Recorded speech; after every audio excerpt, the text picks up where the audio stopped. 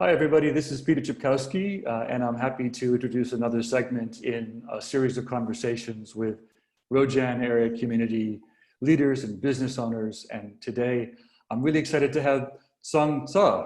Seung is the proprietor of the Copake General Store and an Ancramdale resident. So welcome, Seung. Hello. Hi, Peter. Hi, How you everybody. doing? I'm okay. So Today's my day happy. off, so it's good. I'm glad I grabbed you on your day off. I know you've got like 1 day off a week. Oh, actually, we've had to reduce our hours. So I've been managed to get Sunday and Monday off. Okay, okay. Yeah, so that's been good, but it's still every day, every moment I'm thinking about the store, and it's always, my mind is always going. I know, and I should know that because I've come down on Sunday morning recently looking for a blueberry muffin, and I was very disappointed. Listen, I'm glad you're here. I love your store. I've always loved chatting with you, and I'm so glad I get a few concentrated minutes to actually have a conversation without you making a sandwich or, asking me to get out of the way so you can turn to your next customer. I hope I'm nice that way. Listen, tell us a little bit about who you are. Where do you come from, and what's your story? So my husband and I moved to Ancramdale in 2015. We've been in the city, at least I've been in the city for more than 21 years. And during that time, I was a writer and a producer for WABC TV in New York. And so I was always in news. And I felt like, whenever there was a disaster, like a big storm, even like 9/11, the blackout, you name it, I was always at work. When the news people were telling people to stay home, I was never the one staying home. I always had to go to work. And now that I'm out of that business, I feel like I still have to be at work. But in a way, it kind of trained me. Like, I feel like I'm always kind of battle ready. Like it was, when all this went down too, like I didn't want to sort of sit back and like, I'm going to hold myself at home. I just felt like, well, what do I have to do? What is my job? So, I think like all those years in news kind of prepared me to be where I'm at now. Well, I'm glad you're still in the front lines, and my stomach and many of our stomachs thank you for being available to us. But tell me, where did you grow up? I know you were in the city for many years, but I was actually born in South Korea, and my family moved to America when I was 10, so that was in 1980, which now you know how old I am. And we moved to Connecticut, and so I grew up in Connecticut, went to school in Connecticut, and then right out of school went to New York, got a job in TV. So that's my background, and I am one of six girls in my family, so we're all sort of spread out. Most of us in New York, Connecticut, and then I have two out in California. Wow, wow. What motivated you and your husband to come up to Ancramdale in 2015? So he's also in television news business. Bob's a cameraman, and he travels quite a bit, and he doesn't really have to be based in New York. And we had a weekend house in the Catskills, and every weekend we would just drive up 3 hours religiously and have this fantasy about like, how do we make an exit out of New York? And at that point, I needed a new challenge. I was in a way getting burned out of my work, and just wanted something different, something quiet. And so we made a checklist of what we needed to get out of the city, find the perfect property, build a dream house. And it was pretty much everything we wanted. And we found our way here somehow. And we learned about a piece of property that would have been perfect to build a house. We saw it, we loved it right away. And everything just kind of fell into place. Fantastic. So your husband is still a cameraman, still working on the news business, and travels a good deal. But yeah, he just right now he is grounded because they're not really out in the field working anymore. But yeah, he works primarily for CBS News and Steve Hartman. But you decided that you wanted to keep yourself busy, and you gave yourself this enormous project to undertake. What was your thought process for getting into the food business the way that you have, and how did you discover this particular site, and why this particular business? Well, I've always had this fantasy about wanting my own little store. It's kind of sounds corny, but one of the fantasy was Little House on the Prairie. I've always loved that general store that was in the series, and the concept of a small place that you stumble upon in middle of nowhere. That was always sort of a visual that I had, and making money was, I guess, not the priority because I'm not really sit out in the country, like figure out how many people actually lived in the country. But I wanted when I left ABC, I wanted to challenge myself and see if I could be my own boss and have something of my own. And I have zero experience running my own business, or I did work for my dad's deli when I was growing up, hated every moment of it. And my sister still can't believe that I actually own a, like a market, because I think they still have PTSD from it. But I just, I needed something that was of my own, and I just didn't want to hustle for anybody else anymore.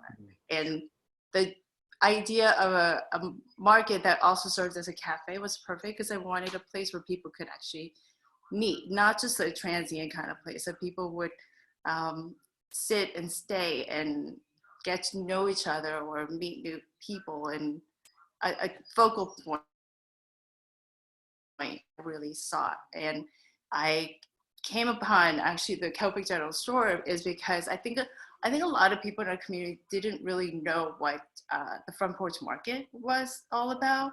The people in the community who kind of pooled their resources together and wanted to make sure that this building in the center of a town was not going to be gone to the wayside, and that there was going to be an active market. And they did an incredible job just pulling whoever they knew from 3 towns and had it, kept it going for as long as they could. And they were looking for a new owner, and I knew Martha Lane from Columbia Economic Development Corporation, who told me about the potential sale of the store. And I approached Jean Mettler, who was running the group at the time, and gave her my pitch, wrote her an essay, and they put an incredible faith in me and basically said, here are the keys, go for it.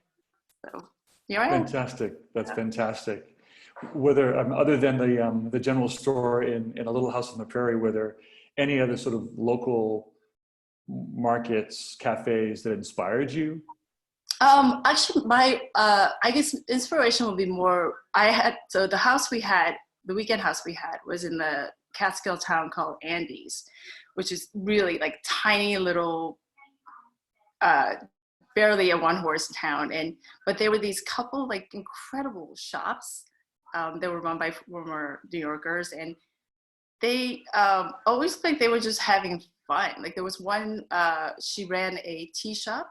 Her name is Nini Odubari. She also still has a tea business in Delhi, New York, called Tay Tea. And she had home goods and tea. And then there was another woman named Brooke who had sort of more like a tchotchke kind of general store, but really well curated. And they just had immaculate taste, but they just, again, served as a center of that little town. And it was just, I guess, more like this idyllic sense of slowness and quiet, and you make connections in a deeper level than you would in a city, at least in my experience. And they actually were really the inspiration for me of the kind of business owner I wanted to be. They treated every customer as a friend and not just, as a body coming in and out of the door. What has what has been your primary sort of mission as you set up the store, as you thought about what it could be? I think I told you I stocked shelves in that store, like half of Copake when we were kids, and there was that upstairs as well, right? That where you could go up and buy boots and jeans and stuff. But what ultimately is your mission for this Copake General Store? I would,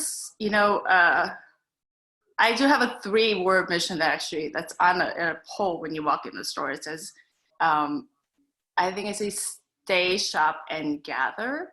And I want it to be a place where, I feel like people throw the word community around a lot, but I can't think of a better word to describe it. But it is that sense that, where we live, the homes are very spread apart, and you could easily spend weeks and not see anybody. But if there is a place that that you could go to that, even if you don't really need anything, it's okay if you just want to come in and say hi, or just grab a cup of coffee. Like I wanted to provide a place like that, even in a very quiet rural community. And it's incredible. Like, I'm just even floored at myself at how many interesting and generous people there are in our immediate area. We're just so incredibly lucky. And I wish everyone who live here, or even just weekenders or passing by, get to have a real sense of how much character and beauty is in this particular area. You know what I mean? And not just physical beauty, really just the people who live and occupy this space are really, truly amazing people. You've also been very relentlessly focused, I've observed, on representing local farmers, local products, local produce, local everything. Is that correct?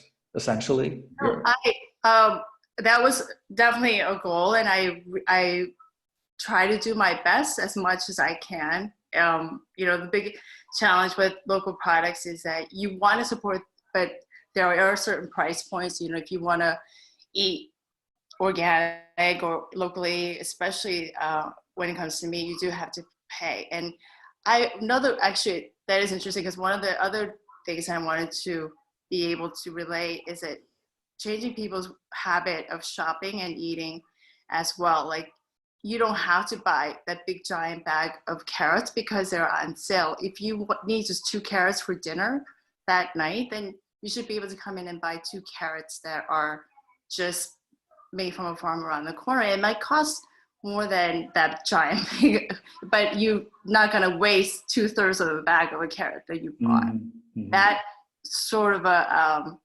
mindset is what I'm hoping that people will be able to get into a practice of. And also with what's happening now, we hear a lot about the food supply being cut off. And if you eat locally and seasonally, you don't really have to worry that much about it. Like, we could get bacon. There is bacon being produced in the Hudson Valley. And although you might not get those bacon in the supermarket, but your local farm has bacon. Mm-hmm. Mm-hmm. That's what I'm hoping, that I'd be able to provide more. And I could definitely do that more as the season comes. When we get into the high season, it's a bit much more of a challenge when we are off season. But what I'm also lucky is that, for instance, I have a bread maker who used to be a toy designer. He lives in Pauling, and now he decided he wants to make bread. He makes these incredible breads, and he brings it to me on Saturdays. Or I just have a connection with not just farmers, but people who are just producing things that are locally. I just connected with 2 guys who live in the Catskills area and who are incredible bakers, making banana breads and chocolate breads and things like that. So we truly are like in the middle of a breadbasket in New York, I think. So it's just beyond the farms.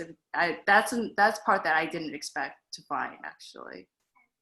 You get a real sense of that in your store. You get a sense of the surrounding, farmers and markets and so on. And so it's a wonderful feeling to be able to go into a local market and be surrounded by that year round. And even if it is seasonal, as you say. Yeah. Hey, Seung, so what when you opened, when did you open the general store? December of 2017. Okay.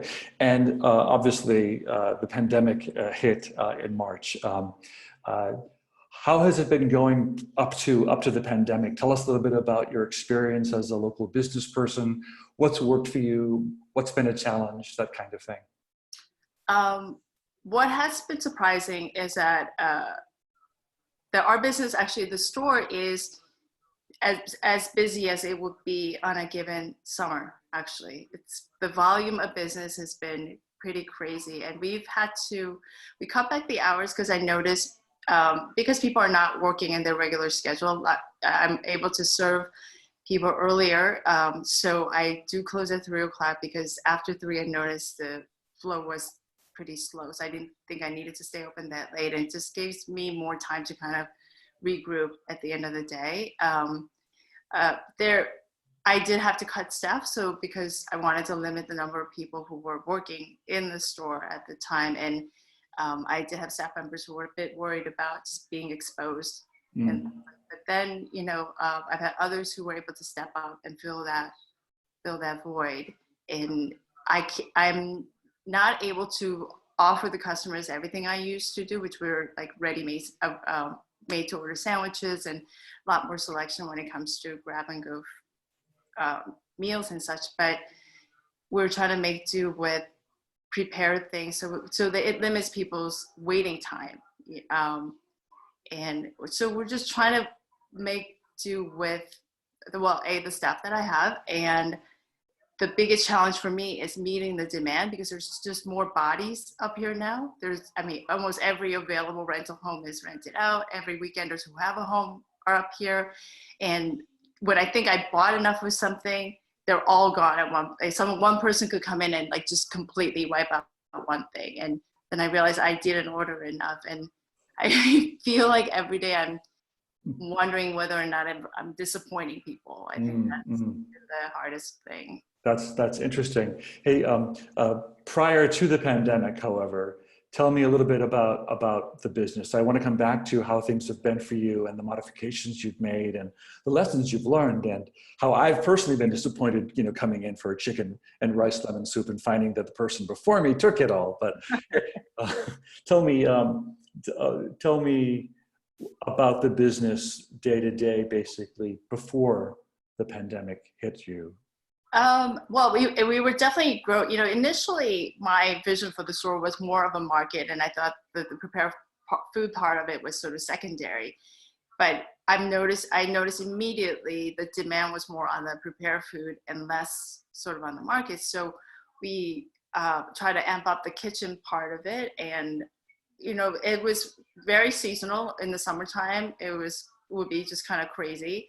Weekend would be insane, but in the winter months, it's definitely quieter. And this winter especially was because it wasn't that cold. It was a quiet winter. So I'm thinking we were going to sort of sail through the winter, typically quiet. I was supposed to go away for 2 weeks in March. We had planned a trip to Mexico, and this was the first year that I was actually going to keep the store open because I felt I was really comfortable with the staff I had, and I was confident that they were going to let things work while I was gone. Last year, I closed the store for a couple of weeks while I was away, but all that changed in March, of course.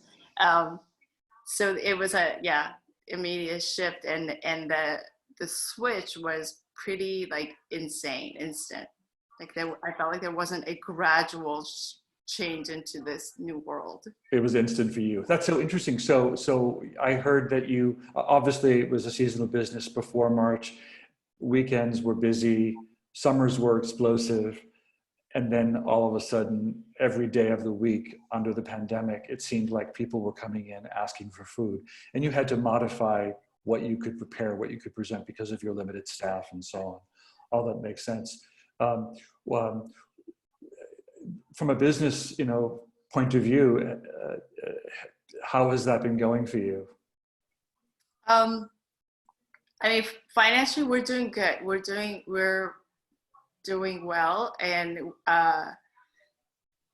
when you say how is it going, do you mean how is the business flowing, just day to day operationally, or how are we doing as far as just managing emotionally? I'd love to understand what's working for you. The precautions that you've set up have been very precise, very careful, thoughtful. What's working? And how have you had to pivot some of those things because of lessons you've learned? And ultimately, I know that you're disappointed that you've not been able to make everyone happy every day, but you're doing an awesome job for the community. Tell us a little bit about what's working and what's not working, what challenges you have. What has been working, so we are staggering the shifts. So hang on a second, I have to get rid of something. What's been working is like Wendy, my cook, she comes in early morning and she comes in at 5 in the morning, works till 9 in the morning, and knocks out soups and whatever she can. And then I have a high school senior, Manny, who works with me from 9 to 3, and he makes a bunch of sandwiches, and he's also learned to make other meals because he loves to cook. And we are figuring out ways to package our foods, set up the cooler system so it's easier for people to navigate the store better. It's funny, there was one day, Manny's a very observant kid, even if he's in the kitchen quiet, and I realized he had been watching me the whole day, and he's watching me literally telling people, no, to the right, to the left, but just trying to direct people which door to get to wherever. And at the end of the day, he's like, why don't you just put numbers on top of the door? And and we had these number things for our tables we weren't using anyway, so I took the numbers and put it on top of all of the reach-in doors, and it worked like a charm immediately. Another thing, I'm always switching out signs so people pay attention when they come, because nobody reads signs, and nowadays, like, you're constantly telling people what they have to do, and then it becomes, you don't want to constantly be telling adults how they should behave and what they have to do, but I had to come up with clever ways to get people's attention to, like, grab a basket or learn to step back, and trying to see if I could relay a message, but do it with a bit of a humor, and to see if that comes across better. Or so it's definitely the system in place. Sometimes I get in the weeds too much, and I don't get time to step back and look at the big picture, and I'm learning to be much more organized finally, and have a little bit more of an efficiency, and hopefully the summer would run better. One of the challenges that we have now is that, well, we don't have a big extensive website wherever you could see what we have on the market, and you can't click on everything and just have everything ready for you to pick up. So I'm trying to, because I know some stores are just doing curbside, but I'm trying to do both curb and in-store service. So I have to figure out how to make that a little more efficient. Yeah. This may go on for a while. We don't quite know what the phase plan is going to be. You've got some things figured out and it's working for you now. Any sense of what the road ahead is like for you the next month or two? How are you learning? Yeah. How are you learning how to shift? How are you learning? It is literally day by day. Every day I do learn something new and figure out something different to do. And I think going forward for this summer, even though they ease restrictions on how many people could be in a restaurant or a space, I plan to just keep it more of a prepared grab and go situation. I don't, otherwise you have a store full of people just waiting for their sandwiches to be ready made. And it just kind of I just don't want any kind of crowded situation. And unfortunately, it kind of is going against what I initially wanted the store to be, which is about that gathering place and meeting people. But even though, people limit conversations, but they do run into their neighbors who they don't get to see because everyone is just isolated at home. And it's funny because it takes always a couple seconds for people to figure out who they are because everyone's wearing a mask. But, hopefully it won't be that strict where you can't have conversations with people, but I do have to keep it so that it's a little more of in and out and not kind of a lingering space. But, I want to have enough supply so that you don't have to make a trip to the grocery store if you forgot to get milk or need that extra dozen eggs. Yeah.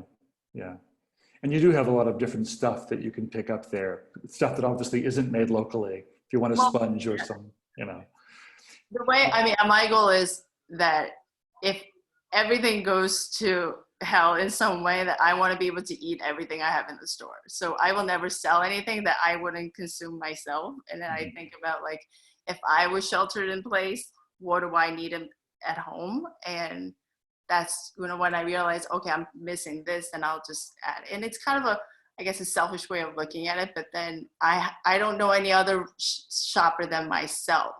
So I have to say, well, what is the store that I want to be in? And so, you know, and it's interesting because I can't really fully grasp what is happening, because my world is literally 15 minutes that it takes from my house to the store. I have not gone anywhere else. So what I understand is what I'm seeing from the customers and what I just watched on TV, and I can't really fully understand what it is that is happening. So from the customers, you run a huge spectrum. You have people who are completely worried and scared about touching everything or every aspect. And then there are people who think everything is overblown. So there's very few in the middle. Yeah. But you're doing everything you can to sort of limit the number of people in the store and trying to be rational about the whole thing. You're in this magnificent old building, right? The general store is a symbol in a way of Copake, like the little clock outside in the circle.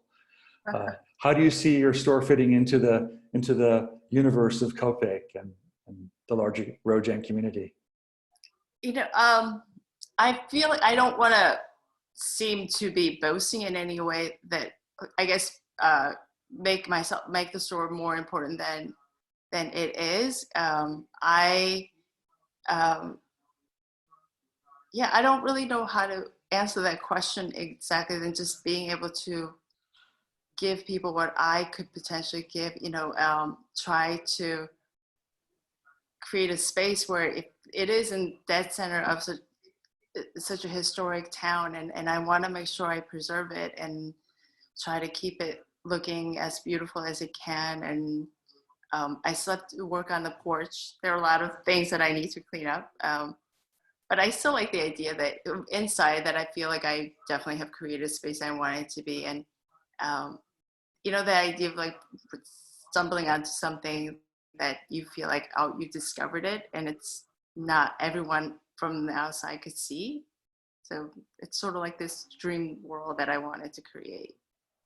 And it feels like that to those of us that go in there. You know, you've got this pulse that's beating hard in the middle of this beautiful, sleepy town, and it's great to see not only the lights on there, but also it being overseen by someone with vision who wants to make as many chocolate chip and peanut butter cookies as you want to eat, I want to eat too, and everything else that you prepare there. Seung, is there anything else that you want to share? You know, I just want this opportunity just to say thank you to everyone who's been incredibly supportive. You know, I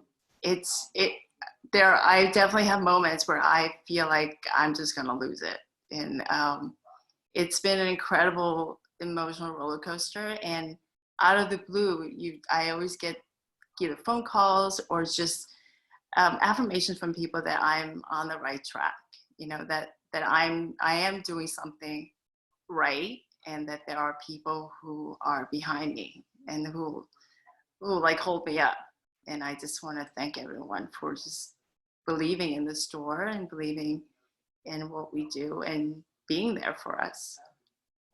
Well, thank you, Seung. Thank you for your leadership in the community, for being there day and night. And it's an important contribution to the Roe Jan community. And I know that everyone that I have been able to turn on to the store they feel instantly at home there. Oh, that's really important. Thank you. Thanks, Peter. Well, thank you. You stay safe, and we'll talk again. We'll talk again soon. You too. Take care. Bye-bye.